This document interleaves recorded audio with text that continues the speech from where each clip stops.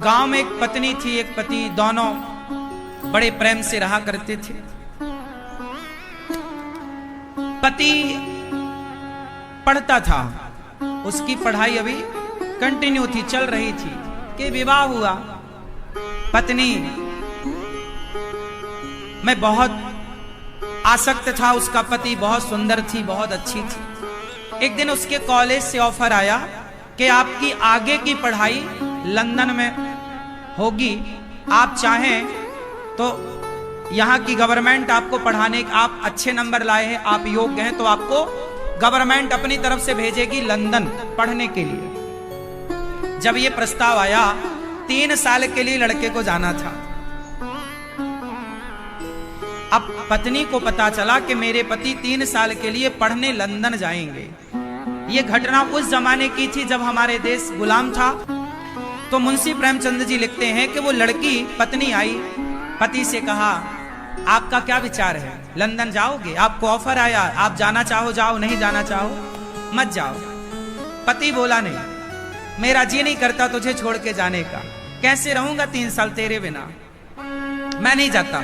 कोई career barrier नहीं, जो है भारत में कमाएंगे, खाएंगे, प्रेम से रहेंगे, क्या करेंगे इतनी डिग्रियां, इतना पैसा क्या करेंगे जब अपने का प्यार नहीं है। तो मैं तुझे छोड़ के नहीं जाता, माँ को कैसे छोड़ूं, पिता को, और मेरी प्यारी तो तू है, मैं तुझे बहुत प्यार करता हूं। पर पत्नी ने समझाया। देखिए, पत्नी ने कहा कि आप जाइए, आप पढ़ लिख जाएंगे, आप बड़ा पद पाएंगे, मुझे बहुत प्रसन्नता होगी कि मेरा पति आज वहां, आपको जाना चाहिए।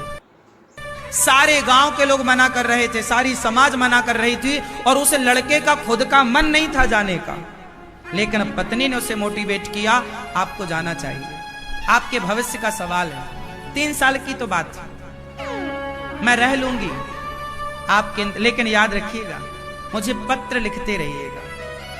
उसने मन बनाया, सबने कहा अच्छा ठीक है। उसका मन नहीं था, पर फिर भी वो घड़ी आ गई जिस दिन उसे विदा होना था। वो विदा होने के लिए चला, पत्नी से मिलने गया, पत्नी को गले लगाया, कहा, प्रिय मैं जा रहा हूं, पर मेरा मन नहीं है तुम्हें छोड़कर जाने का। पत्नी ने कहा, जी मैं थोड़ी चाहती हूं कि आप जाएं, बस आपके पढ़ लिख लेने से इस राष्ट्र का, इस समाज का कितना भला होगा। आप पढ़ लिख जाएंगे तो आपके दोस्त मित्रों को आप न्याय दिला सकते हैं। आप वकालत की पढ़ाई पढ़ने जा रहे हैं, वकालत पढ़ने जा रहा था, एडवोकेट बनना है, जा। गले लगाया पत्नी ने, प्यार की बातें हुई, मुझे पत्र जरूर लिखते रहिएगा। पति ने कहा, प्रिय मैं तुम्हें छोड़कर जाना नहीं चाहता, पल पल तुम्हारी याद आएगी, कैसे रहूंगा तुम्हारे बिना। उसकी पत्नी को भी लगा कि मेरा पति कितना अच्छा है, मेरा कितना ख्याल रखता है। पति चला गया, ट्रेन में बैठा और वहां पहुंचा जहां से बड़ी बड़ी जहाजें, पहले यात्राएं जहाजों से होती थी, उस जहाज में बैठ के वो लंदन की ओर चला। वो लंदन पहुंचा, उसका कॉलेज उसे मिल गया, वो पढ़ना स्टार्ट कर दिया। परंतु हर महीने वो पत्नी को पत्र लिखता, पत्नी भी पत्र में उसको जवाब देती, हमें आपकी याद आ रही है। वो भी कहता, हम आपके बिना कैसे हैं। जैसे 1 साल बीता, पत्र आने खत्म, पत्र आने बंद। पहले अब 2 महीने में एक बार आता, फिर 6 महीने में, अब तो साल भर हो गया, पत्र नहीं आया। पत्नी को लगा मेरे पति का पत्र नहीं आया।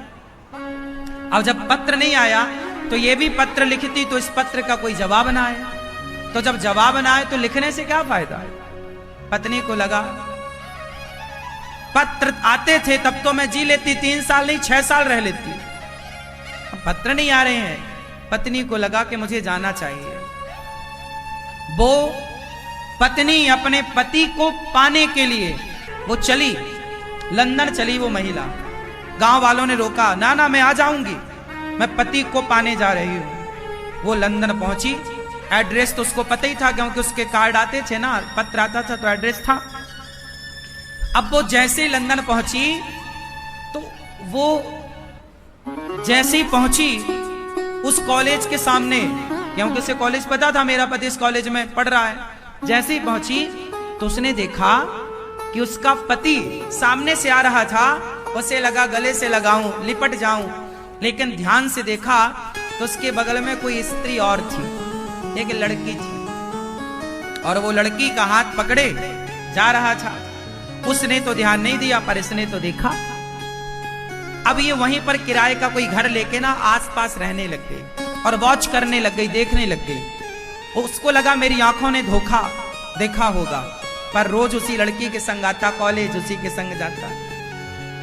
अब ये वहां लंदन में क्या करे, तो इसको सिलाई आती थी, तो इसने भारतीय ड्रेस बनाना स्टार्ट कर दिया कि भाई कुछ तो खाने को चाहिए ना, तो इसने सिलाई करनी शुरू कर दी।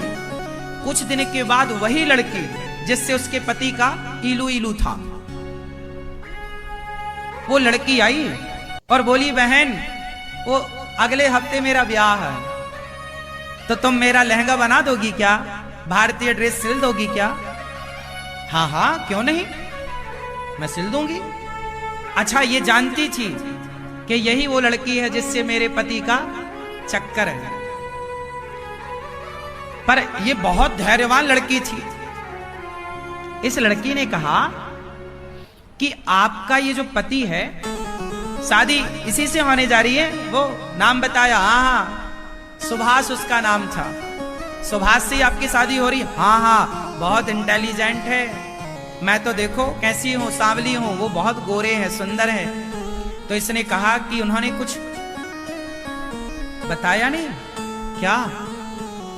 अरे आज के लड़कों को परख लेना चाहिए, शादी वादी कर ली है पहले के नहीं। उस लड़की ने कहा, नहीं नहीं मेरा पति बहुत अच्छा है, बहुत अच्छा है, 7 दिन बाद मेरी शादी है, क्या तुम मुझे ये दोगी सिलकर? हाँ हाँ। अब बेचारी वो अपना मन लेके उसके पति की होने वाली पत्नी का लहंगा सिल रही है, सिल रही है। अब मन तो दूसरी महिला में चला गया। शादी की घड़ी आई, उसने लहंगा सिल के दे दिया और शादी की उसने कहा, बहन मेरे ब्याह में जरूर आना। उस लड़की को पता नहीं कि इसके पति से मेरा ब्याह होने वाला। लो भैया, ये शादी में गई और शादी में जाके देखा तो उसका पति बैठा मंडप पे, उस लड़की के संग उसकी भांवर पड़ रही है, फेरे पड़ रहे हैं, शादी वादी हो गई। वो लड़की अपने कमरे में आई। अच्छा, जिसका ब्याह हुआ वो इसकी ना दोस्त बन गई, दोस्त, फ्रेंड। तो उसने कहा, मेरा लहंगा सिला है, चलो हमारा ब्याह हुआ है, वो भारत की एक लड़की है, चलो हम उसे लड्डू देकर आते हैं। तो वो अपने पति को लेकर उसके पास आई, दरवाजा खुलवाया इसने। दरवाजा जैसे ही खोला, उसके पति के हाथ से लड्डू का डिब्बा गिर गया। उसकी पत्नी ने, दूसरी पत्नी ने पूछा, डिब्बा कैसे गिर गया? तो इसने मुस्कुराते हुए कहा, बहन नई नई शादी है ना, ऐसा झटका लगता रहेगा। आओ, अंदर बिठाया, चाय पिलाई। उसने नहीं बताया कि ये मेरे पति।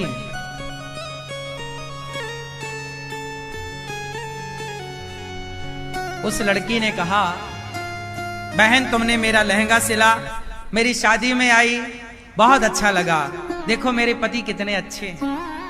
हाँ बहन, तुम्हारे पति बहुत अच्छे हैं,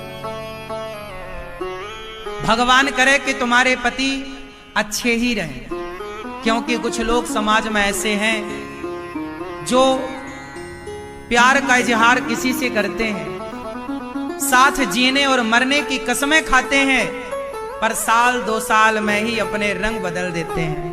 बहन भगवान करे तुम्हारे पति ऐसे ना हो। अब वो सुन रहा है, वो तो जान रहा कि मैंने से सारी जिंदगी साथ जीने मरने की कसमें खाई, पर वो पानी पानी था, कहे तो कहे क्या। वो लड्डू वड्डू बांट के घर चला गया। ये अपना, इसने देख लिया कि मेरा पति कहाँ है।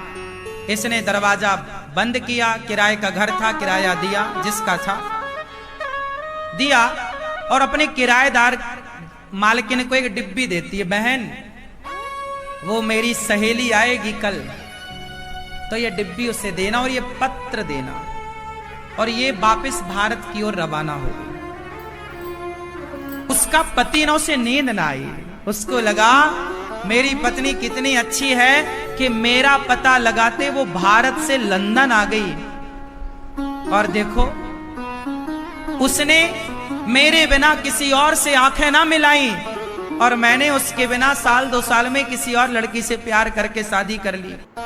उस आदमी ने सोचा कि ये जो लड़की है, ये जो मुझे लंदन में मिली है, क्या ये मेरे लिए इतना त्याग कर सकती है जितना मेरी भारत की उस पत्नी ने त्याग किया।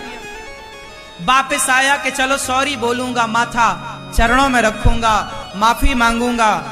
वो दौड़ा दौड़ा रात को आया, पत्नी से बोला मैं आ रहा हूं, दौड़ा दौड़ा आया, पर वहां तो अब वो थी ही नहीं।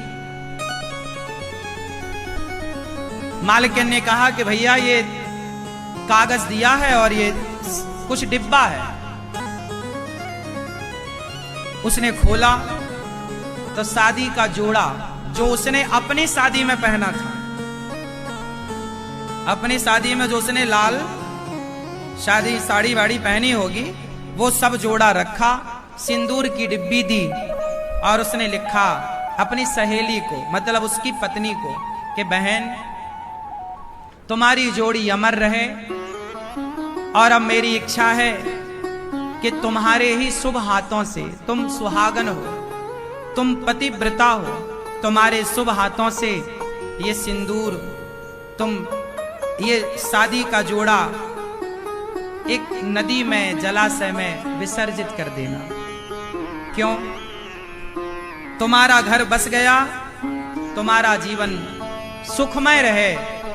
अब मेरे जीवन में इस सिंदूर का कोई काम नहीं है, इस शादी के जोड़े का कोई काम नहीं है। मेरे पति अब मुझे कभी ना मिल पाएंगे, मेरे पति से अब मेरी मुलाकात कभी ना हो पाएगी, तो मेरे इस सिंदूर को तुम विसर्जित कर दो। अब ये बात उसका पति पढ़ रहा है, पढ़ पढ़ के रो रहा है, रोता रोता याद कर रहा है। इसी के साथ मुंशी प्रेमचंद्र जी ने इस कहानी को पूरा किया। जय श्री कृष्ण भक्तों, राधे राधे। आप सब लोग कैसे हो? आशा करती हूँ आप लोग कुशल मंगल से होंगे। भक्तों, श्री अनिरुद्धाचार्य जी की कथा में आप सभी का स्वागत है। महाराज जी ने इस कथा में बहुत ही अच्छी और विचित्र बात बताई है, क्योंकि महाराज जी की कथाएं हमें बहुत अच्छी लगती हैं, क्योंकि महाराज जी हम लोगों को बहुत ही अच्छी अच्छी और ज्ञान वाली बातें बताते हैं। इसलिए कि महाराज जी की कथाएं हमें बहुत अच्छी लगती हैं, क्योंकि महाराज जी बहुत विस्तार पूर्वक और अच्छे विचार वाली बातें बताते हैं, जो हमारे जीवन पर्यंत काम आने वाली होती हैं। इसलिए महाराज जी की कथाएं हमें बहुत अच्छी लगती हैं। आइए बिना वीडियो के स्किप किए हुए कथा को आपको पूरा सुनना है, क्योंकि हमारे जीवन में बहुत ही अच्छी महत्वपूर्ण बात बताने वाले हैं। आइए इस कथा को पूरा सुनना है। हम मिलते हैं आपको कथा के अंत में, तब तक के लिए आपको कथा को पूरा सुनना है। यह कथा आप लोगों को कैसी लगी? हमें तो बहुत अच्छी लगी, क्योंकि महाराज जी ने इस कथा में बहुत ही अच्छी और ज्ञान वाली बातें बताई है, जो हमारे जीवन पर्यंत काम आने वाली है। क्योंकि जिन चीज़ों के बारे में हमें जानकारी नहीं होती है, महाराज जी बहुत ही ज्ञान वाली और अच्छी अच्छी बातें बताते हैं। इसलिए महाराज जी की कथाएं हमें बहुत अच्छी लगती हैं। आप लोग भी महाराज जी की कथाएं सुना करिए, और लाइफ में बहुत ही काम आने वाली हैं। अगर यह कथा आप लोगों को अच्छी लगी हो तो वीडियो को लाइक करिए, चैनल को सब्सक्राइब करिए, कमेंट में जय श्री कृष्णा लिखना न भूलें। मिलते हैं हम अगली कथा के साथ, तब तक के लिए राधे राधे भक्तों।